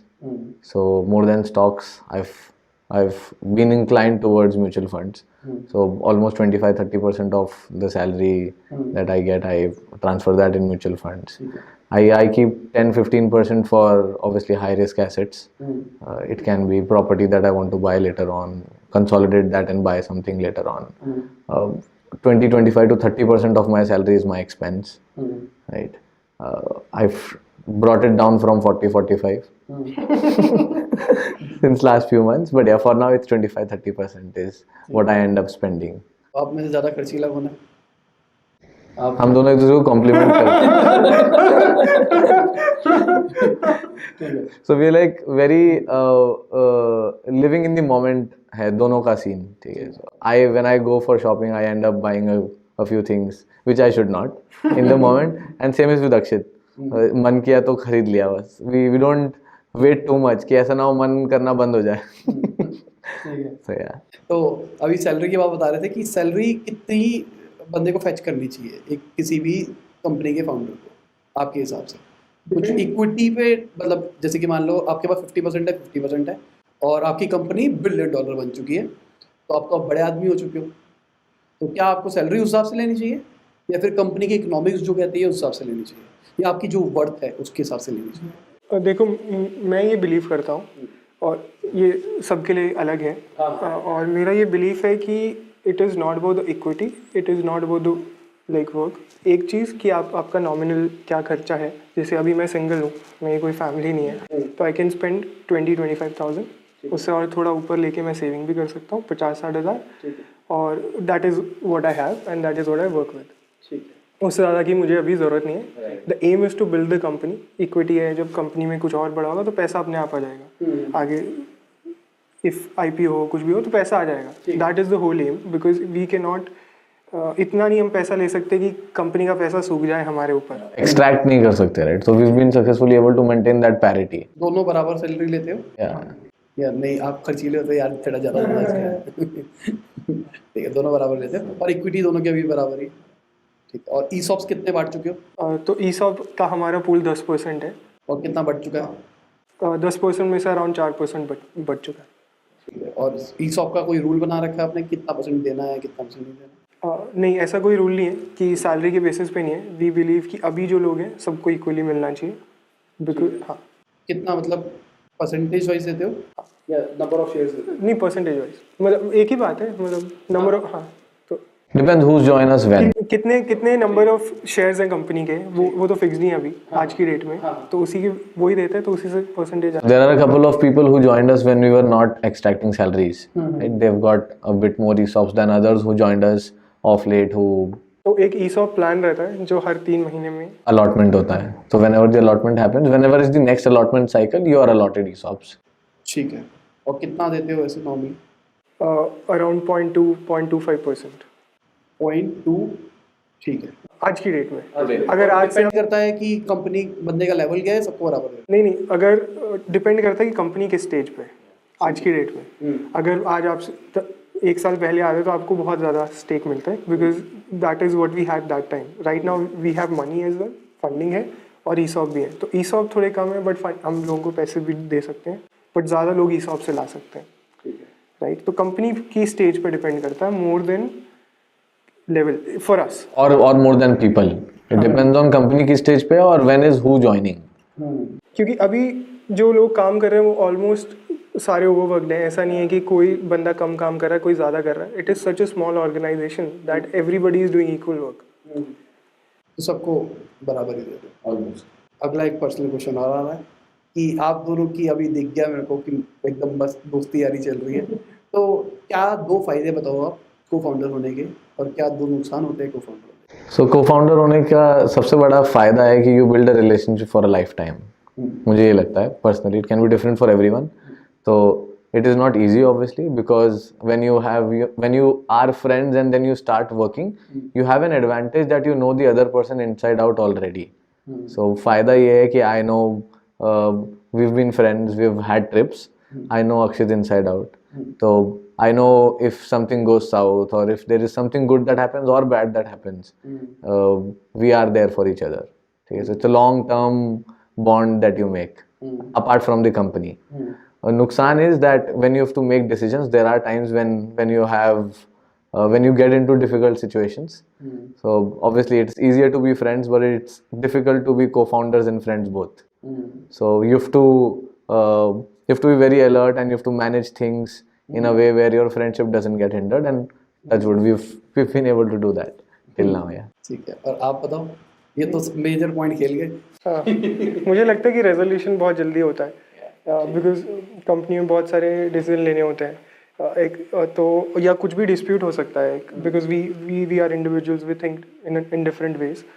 सो हम एक दूसरे की बात बहुत जल्दी समझ जाते हैं, तो that way we can conclude things faster, we can resolve disputes faster. तो ये चीज़ है. और नुकसान है ये कि एक पर्सनल और प्रोफेशनल लाइफ का बैलेंस ख़त्म हो जाता है. हम काम साथ कर रहे हैं, हम पहले साथ भी रहते थे, हम अलग शिफ्ट हुए सो दैट थोड़ा और स्पेस मेंटेन हो। तो ये एक नुकसान है कि आप हम एक दूसरे की शक्ल हम पूरे टाइम देखते रहते हैं। It's not easy. It's just like you are in a marriage. बीवी से भी बुरा हो गया। Right, exactly. It's like marriage. Marriage से भी हो गया ज्यादा, ये लॉकडाउन वाली मैरिज हो जब आप मैरिज में जाते हो बाहर तो you are away from your partner, but यहाँ हमें काम भी साथ में करना है रहना भी साथ में, तो it is that's what I was saying, it's difficult to manage both things together, so you have to maintain space, you have to keep it healthy, you have to make sure that you're not bored of each other, all of that. सही खेल गया। एक point मैं और बोलना चाहता हूँ which is a very good point of being a co-founder with a friend. It is a very good point of being a co-founder with a friend. इसकी मैं बहुत सच बोल सकता हूँ बहुत इजीली, क्योंकि क्या होता है बहुत सारे तुम गलती कर देते हो, जैसे कि मैं बिजनेस कर रहा हूँ, ये सॉफ्टवेयर कर रहा है, तो कुछ गलती हो सकती है बहुत बड़ी, तो is not scared to tell me कि यार ये हो गया, मेरे को कोई डर नहीं है इससे, तो हमें कि हम सॉर्ट आउट कर लेंगे चीज़ें। तो मैं बहुत सच्चा रह सकता हूँ, मेरे से बहुत सच्चा रह सकता है, विच हेल्प्स। तो मेजरली आप दोनों ने बड़ी बड़ी प्रॉब्लम्स क्या करी है अभी तक में जर्नी के अंदर? सॉल्व क्या करें? प्रॉब्लम्स, गलतियां क्या क्या करी दोनों ने, जो बड़े बड़े कांड हो गए हो, मुझे लगा यार ये बहुत बड़ा कांड कर दिया हमने, पर उसको रिजॉल्व कर दिया बाद में जाए। हार्डवेयर में थे कि चार्जर में कुछ चीज़ें मिसिंग थी, बट हमने बेच दिया कस्टमर को, वापस आ गया शुरू में। तो हमने वो सॉल्व करा कि यार कस्टमर फीडबैक आएगी, या तो साइंस प्रोजेक्ट लग रहा है, जब MVP दिया था कस्टमर को, तो फिर हमने वो सॉल्व करी। बहुत बड़ी प्रॉब्लम है ये। इसके अलावा And it has happened यार, ऐप में भी there have been times when we found out कि भाई ये तो गलत सिस्टम निकाल दिया, तो as you said friends है, तो it is easy to come and say कि this is something that has went wrong because of me, और कैसे भी, and the focus goes towards finding a solution rather than ये कि भाई ये कैसे हो गया, क्या हो गया, because you are not formal, you know, you understand कि everyone makes mistakes. पर लड़ाइयाँ भी तो होती है दोस्तों में ज़्यादा। अगर हम थोड़े से दोस्त होते हैं तो हम जैसे दोस्ती यारी में तो वैसे नॉर्मली बात ही ऐसी होती है, तो दोस्ती यारी में लड़ाइयाँ भी तो ज़्यादा होती है, तो होती है। लड़ाई तो हो जाती है, बट अब now we understand each other very well. So and we also learned ना, ऐसा नहीं है कि we are the same as we were 6 months back. So 6 months back अगर हमने कोई चीज़ की तो we learned from it, and today for now it's very smooth for us, right? We've learned how to keep professional and friendships different. तो work is work, friendships is friendships, तो it's easy for us. और ऐसा नहीं है कि लड़ाई हमें लॉन्गेट कर देंगे, 2 मिनट में खत्म हो जाती है हमारी। That is all, अरे खत्म करो। हाँ। तो चलिए अब हम आ रहे हैं अपने रैपिड फायर की तरफ, ठीक है? तो आपसे क्वेश्चन पूछे जाएंगे, एक से कभी, कभी भी रैंडमली पूछ सकता हूँ मैं, ऑर्डर भी हो सकता है, विदाउट ऑर्डर भी हो सकता है, सीधा आंसर देना है, जस्टिफाई नहीं करना आंसर को कि आपने वो आंसर क्यों दिया है, ठीक है? आसान क्वेश्चन हो गए, डरने की बात नहीं है। एंड्रॉइड और iOS, फंडिंग और बूटस्ट्रैप, बूटस्ट्रैप, एंजल और वेंचर, Angels. डेट और इक्विटी, जल्दी इक्विटी बेच के कैसा लग रहा है? बुरा। क्योंकि आपके रिटर्न ऑन इन्वेस्टमेंट ज़्यादा है, तो आपको लगता है कि यार इक्विटी दे के क्यों फ़ायदा हुआ। तो एंजल से कुछ हेल्प मिलती है? हाँ, angel help you lot because they are directly connected to you. VCs में एक पॉइंट ऑफ कॉन्टैक्ट होता है just, but angels are mostly successful entrepreneurs. तो आपको भी जिसने बैक कर रखा है, किसने कर रखा है? हमारे 20 इन्वेस्टर हैं। 20 इन्वेस्टर्स है, तो ये VC है सारे?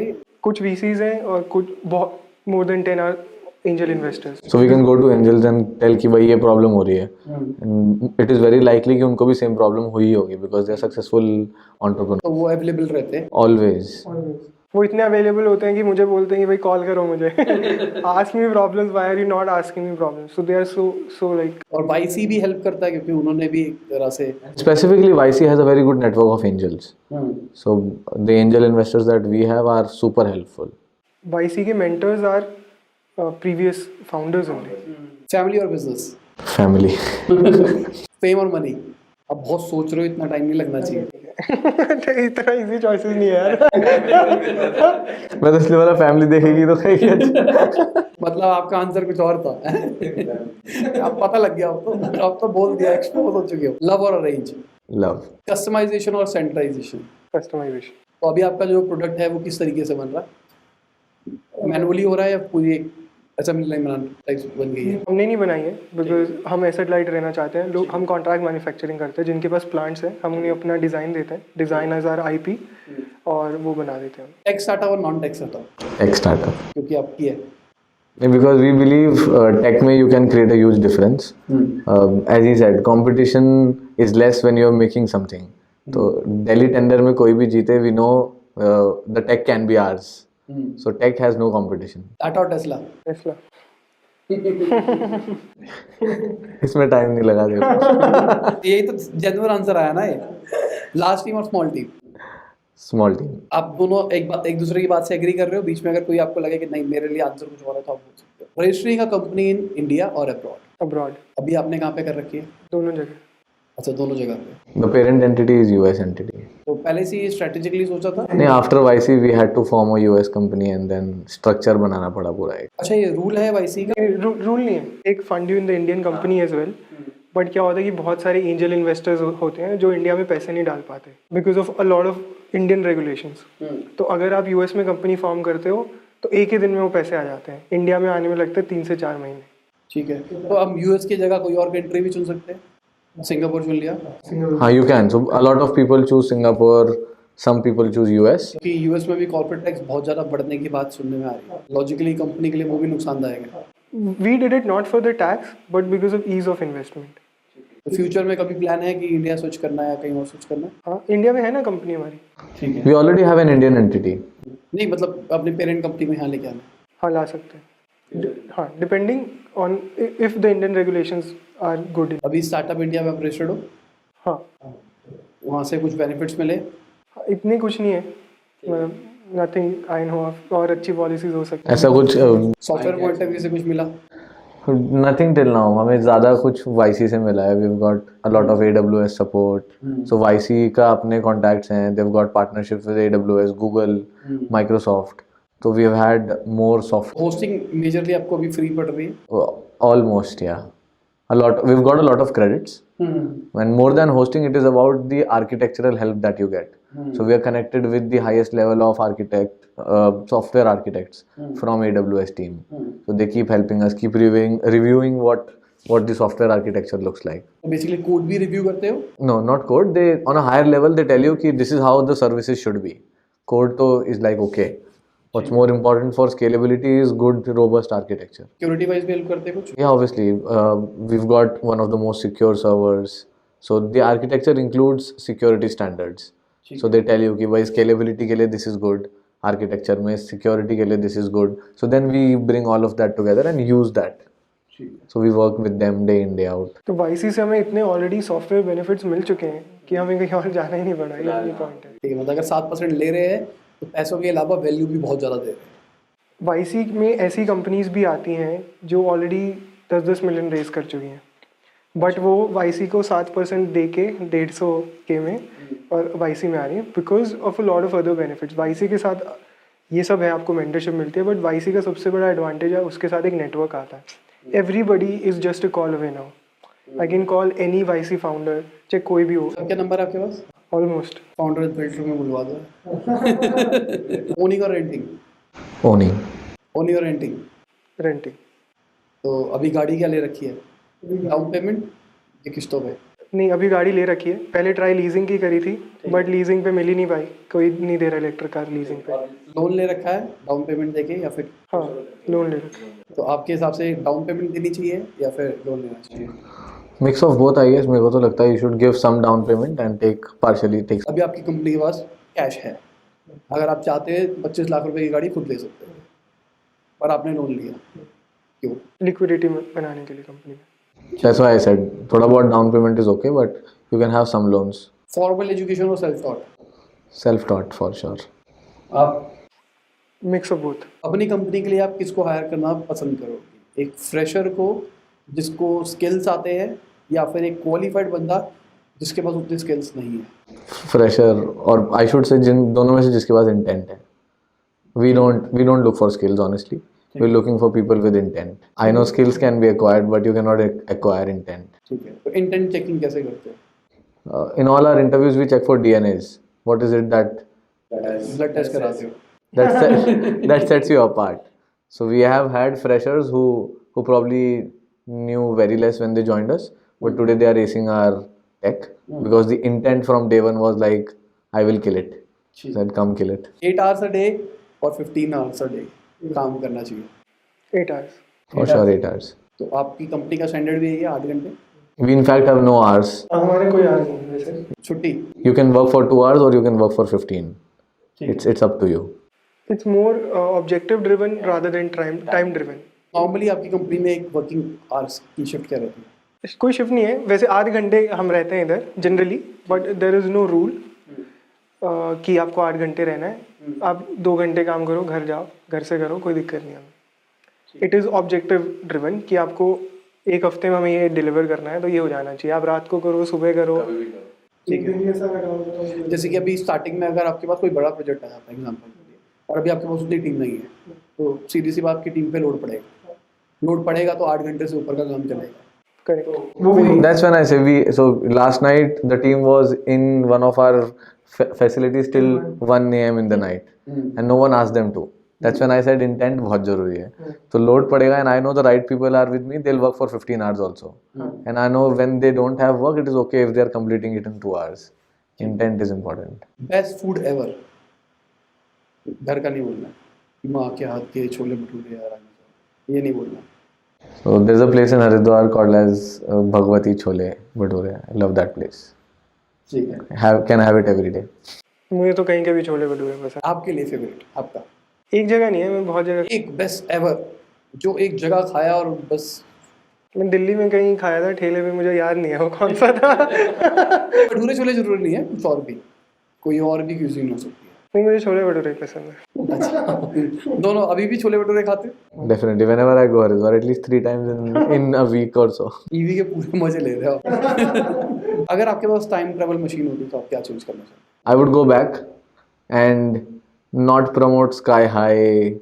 I would make a system where people cannot make sky high buildings because I hate them. तो आप रूल बना देते, एक मंजिली बनानी है, उससे ऊपर एक मंजिल से ऊपर नहीं बना सकते. People are making triangles and circles and all kind of designs in buildings at good places. फिर लोग रहते कहाँ? So I think ऐसा तो नहीं है कि सारे sky high buildings पूरे full हैं, right? There is a lot of land, right? So breadth is good rather than a lot of height. It makes. या जमीन में बना दो, बेसमेंट बना दो. कहीं भी बनाओ, but at least do not. So when you stand in the middle of a very green land and imagine a lot of houses with one story each and everyone staying there, and then imagine 2 buildings which are sky high, people are living over each other, and that makes a lot of I mean it makes less sense to me. So मैं कुछ नहीं change करना चाहता. मैंने सोचा, मुझे कुछ समझ नहीं आया, because what I feel is जो हो रहा है वो सही हो रहा है. चेंज भी जरूरी नहीं है, करना कुछ और चाहते हैं, तो चेंज नहीं भी करना. चेंज नहीं करना मुझे कुछ भी नहीं करना. नहीं, चेंज नहीं भी करना, पीछे जाके कुछ और करना चाहते हो, जरूरी थोड़ा सा चेंज ही करना है. पीछे जाके ना मैं बहुत सारे हिस्टोरिकल इवेंट्स ऑब्जर्व करना चाहता हूँ बस. पर एक ही करना है, कौन सा करोगे? अच्छा, एक ही करना है. मशीन एक ही बार चलती है, वो वापसी जाएगी और वापसी आ जाएगी. ओके, तो मैं चाणक्य के टाइम में जाना चाहता हूँ क्योंकि मैं बहुत पढ़ा है. पहली बार सीरीज के अंदर किसी ने थोड़े से इस चीज क्वेश्चन को समझा है मेरे हिसाब से. अभी तक इस सीरीज के अंदर और पिछली वीडियो के अंदर भी मैंने बताया था कि इसका रिवील क्या था, क्वेश्चन का मतलब क्या था. अभी तक वो वीडियो लाइव नहीं हुई है यूट्यूब पे. तो मैं जिससे भी पूछ रहा था, सब पता क्या बता रहे थे कि मैं अपनी कंपनी के अंदर ये चेंज करना चाहता, मैं अपनी ये मिस्टेक को सही करना चाहता, मैं ये चीज़ चेंज करना चाहता. और आपने जेन्युइनली इस क्वेश्चन को समझा है कि हम change actually time travel machine का यूज़ क्या करते हैं. मैं तो सीधी सी बात, मैं तो पीछे जाता, बिटकॉइन ले लेता, घर बार बेच देता सारे, सब कुछ बेच दो, करोड़ों रुपया लोन पे ले लो, सब बिटकॉइन में डाल दो. मैं तो ऐसा कुछ करता. आपका भी मन कर रहा है क्या? नहीं मैं वो building best startup in India, अपना नाम नहीं लेना इस time. I've followed Nearby and Ankur both, so for me Nearby is good. मुझे लगता है कि Zomato बड़ा अच्छा है इंडिया में. फेवरेट मूवी कौन सी है? ये जवानी है दीवानी. क्या अच्छा लगा था उसमें? It's very, so I don't like horror movies. I don't like movies which give me a lot of tension. Tension already बहुत है दुनिया में. हम शक्ल देख लो फिर. हाँ, good है, but yeah, ये जवानी दीवानी has a travel angle to it. I love traveling and the genre itself is very happy. There's no tension in the movie. So I personally love it. मुझे 3 Idiots पसंद है. क्या अच्छा लगा था? बड़ी आई ओपनर थी. उस टाइम मैं इसी फेज में था क्या करना है लाइफ में, बट बहुत आई ओपनर थी कि सक्सेस आ जाएगी, तुम काम करो. फेवरेट वेब सीरीज कौन सी है? I've not watched many, but Suits is good. क्या अच्छा लगा था? So the way they plan, so it was an eye opener on what is happening in the world. So I watched it in my college days. I never knew कि इतना सब भी हो रहा है. It was very different. और आपका? मैंने ज़्यादा नहीं देखी है, मैंने 1-2 देखी है फ्रेंड्स वगैरह तो नहीं, जरूरी नहीं है कि वेब सीरीज का मतलब इंग्लिश ही बतानी है, इंडियन भी हो सकती है, क्योंकि सास भी बहुत ही आपकी फेवरेट हो। देखिए, मीर मर गया, आपको बहुत दुख हुआ। so we are both not movie and series people. ठीक है, This is one thing in common. ठीक है। फेवरेट गाना बता दो कोई। मेरा तो डांस मंकी चल रहा है। I've been listening to Skechers a lot. Best OTT platform आपके हिसाब से इस टाइम इंडिया के अंदर कौन सा है? मैं सबकी बात आपको सारे ऑप्शंस दे दूं या फिर Option दे दो. ऑप्शन दे दूं? आसान है भाई option. Amazon Prime, Netflix, Hotstar, MX Player। I watch Hotstar, so I'll say Hotstar because a lot of cricket streaming happens, and I only watch crickets on OTT platforms, so Hotstar for me. ठीक है। Would भी हो सकता है फिर, क्योंकि अभी would पे सचिन वाले और सहवाग वाले मैच चले थे। That is one thing, but Hotstar पे I've been involved a lot. Hotstar. क्यों? मुझे एनिमेटेड मूवीज बहुत पसंद है, पूरा पिक्सार वही है, तो मैं प्रीमियम ले रखा है आपने। मैं सिर्फ पिक्सार की मूवीज देखता हूँ मेरे तो और आप दोनों के व्यूज क्या है ओटीटी प्लेटफॉर्म शेयरिंग के? It's good. I mean, it's not bad. OTT platform sharing is not a problem. I mean, it can in a way bring people together. चार लोग एक देख रहे हैं, you get to know what others are watching, what their likes and dislikes are. So if looked at with a positive angle, in the longer run it might bring people together, and obviously it's cost saving, which is important. मेरा थोड़ा different view है। मुझे पता नहीं है कि क्यों कर रहे हैं वो, बिकॉज लाइक मुझे लगता है कि अलग भी हो सकते हैं, बिकॉज बहुत सारे चेक्स भी हैं। जैसे अगर नेटफ्लिक्स देखोगे तो there are different accounts, you can lock it as well, so there is no why I want to understand like why are they selling cheaper subscription and giving 4 screens for example. So मैं बहुत confuse हूँ इस space में, और मुझे लगता है कि अलग भी हो सकते हैं rather than sharing. नेटफ्लिक्स का जो 800 रुपये वाला प्लान है वो सिंगल स्क्रीन 4K 200 रुपये में भी दे सकता है। हॉटस्टार जैसे आपसे 1500 रुपये ले रहा है प्रीमियम के, तो वो 200-300 रुपये में सिंगल स्क्रीन सारे फीचर्स दे सकता है। मैं इसमें ज़्यादा बिलीव, मुझे लगता है कि ये ज़्यादा बेटर रहेगा। आपके लिए सक्सेस क्या है? Success to me is making a big impact in the world, a big positive impact. Happiness and content. जिस दिन मेरे को कंटेंट और फीलिंग आ रही, सेटिस्फैक्शन इज सक्सेस। क्योंकि जिस दिन आप खो गए किसी चीज़ में, कुछ भी हो सकता है कि आप काम में खो गए या आप इन जनरली खुश हैं, पैसे से हो सकते हैं या अपने काम से हो सकते हैं, अपनी फैमिली में हो सकते हैं, तो जब आपने वो कर लिया तो success. Right.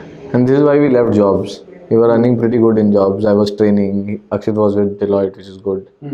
So we left because success meant all of this. Morning person और नाइट आउट? Morning. मॉर्निंग। दोनों को साथ में उठना पड़ता है ना, सेम टाइम पे आना। ये पहले भी ऐसे ही थे दोनों? मैं तो morning person I always been morning. ठीक है, हरिद्वार वाले ऐसे मॉर्निंग पर्सन। हरिद्वार में सुबह भजन शुरू हो जाते हैं ना साइड में। कोई 5 फेवरेट बुक्स दोनों मिलके बता सकते? 0 to 1। Hard things about hard things. Lean Lean startup. We'll tell all 5. फिर मुझे स्टीव जॉब्स की बायोग्राफी भी पसंद है। I love Sachin's book. That's it. यही है मेजरली, 5 ही बता पाए दोनों मिलके। There's another book, Attitude is Everything, which is also a good book. Hobbies क्या है? Cricket, number 1 hobby. Listening music, number 2. आपका? Cricket number 1। I have actually played on state level as well cricket, तो cricket मुझे बहुत पसंद है। और दूसरा फोटोग्राफी। क्रिकेट में क्या करते हो दोनों? खेलते हैं cricket. Batting, bowling? I do batting. Yeah, I do batting. आप भी? ऑलराउंडर। मतलब बॉलिंग आप डालते हो या आप बैटिंग करते हो? कभी मैं बॉलिंग भी कर लेता हूँ। तो आपने कुछ कंपनी का कल्चर बना रखा है कि क्रिकेट वाले बंदे चाहिए हमको? नहीं कल ये नहीं, क्रिकेट वाले बंदे नहीं चाहिए, but we take everyone for cricket for sure. ठीक है। और आप ये भी करते हो कि हम कंपनी के को फाउंडर्स है तो बैटिंग पहले हम लेंगे? कर सकते हैं, ये हम कर सकते हैं, बट हम ये जरूर करते हैं कि जाना सबको है क्रिकेट खेलने। और जो लोग परेशान करते हैं उनको फील्डिंग पे लगा देते हैं। तो चलिए अब हमारे अपने फाइनल क्वेश्चन की तरफ, जो कि आप दोनों को हमारी ऑडियंस के लिए कोई एडवाइस देनी है जो भी आपको लगता है। एक तो फंडिंग बहुत ज़रूरी नहीं है कुछ भी करने के लिए। मैंने देखा कि बहुत लोग कहते रहते हैं कि हमें जब इतना पैसा आएगा तो हम ये कर पाएंगे। That is not important. What is important is getting out there in the market. जितना जल्दी आप मार्केट में आएंगे उतना जल्दी लोगों को आपके बारे में पता लगेगा, आपको फीडबैक मिलेगा, आप प्रोडक्ट इंप्रूव करेंगे, जिसके बेसिस पे आप शायद फंडिंग ला पाएँ या एटलीस्ट कस्टमर बेस बना के आप रेवेन्यू जनरेट कर सकते हैं। तो getting out there in the market is very important. Funding and all the other things are secondary. So for me, I think ये बहुत लोगों से सुना भी होगा, but this is what I've experienced in the last few years, that to start is very important. We all know everything is possible. Most of the times, things are not made because they are never started. To start the wheel, to roll the wheel initially is very important, and then you can obviously decide in which direction you want to roll it. But start today, start now. हमने same ही बात दूसरे word में बोली है। तो ये इसी को तो कहते हैं मैनिपुलेशन ऑफ वर्ड्स। चलिए, बहुत अच्छा लगा आपसे, थैंक यू। तो Thanks a lot for coming here. तो इसी के साथ आज की ये वीडियो खत्म होती है। उम्मीद करता हूं आपको बहुत मजा आया होगा, बहुत कुछ सीखने को मिला होगा। लाइक कर देना, शेयर कर देना, कमेंट बताना वीडियो कैसी लगी। बाय, गुड नाइट, शबा खैर, खुदा हाफिज़, गुड मॉर्निंग, आफ्टरनून, जब भी आप वीडियो को देखें।